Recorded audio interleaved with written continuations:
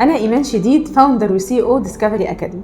ديسكفري أكاديمي هي أول أكاديمية علمية بتهتم بتنمية مهارات الطلاب من خلال ستيم إديوكيشن.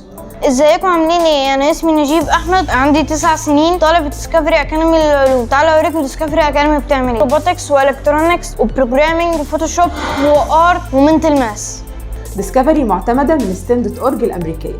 في خلال ال5 سنين اللي جايين هيحصل تغيير كبير، في وظائف كتير هتختفي وهيحل مكانها وظائف تانية، وعشان كده احنا في ديسكفري أكاديمي اهتمينا بأولادنا ان احنا نقدر نأهلهم لسوق العمل. بنديهم كورسات كتير في الروبوتكس، في الالكترونيكس، في البروجرامينج، الفوتوشوب، مهارات الكمبيوتر. والحمد لله بفضل ربنا قدرنا ان احنا نحصد على العديد من الجوائز سواء المحليه او الدوليه. اخذنا المركز الاول على مستوى العالم في مسابقه كاشفات الالغام في ماليزيا، اخذنا المركز الثالث في مدريد في اسبانيا، ومثلنا مصر في امريكا 3 مرات. كرمنا من السيد رئيس الجمهوريه ورئيس اركان حرب القوات المسلحه، وحصدنا العديد من الجوائز.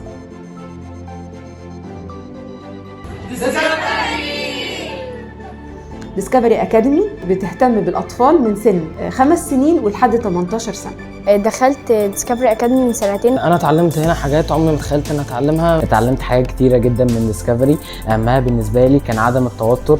احنا لازم نشتغل ونتعب ونسيب الباقي على ربنا.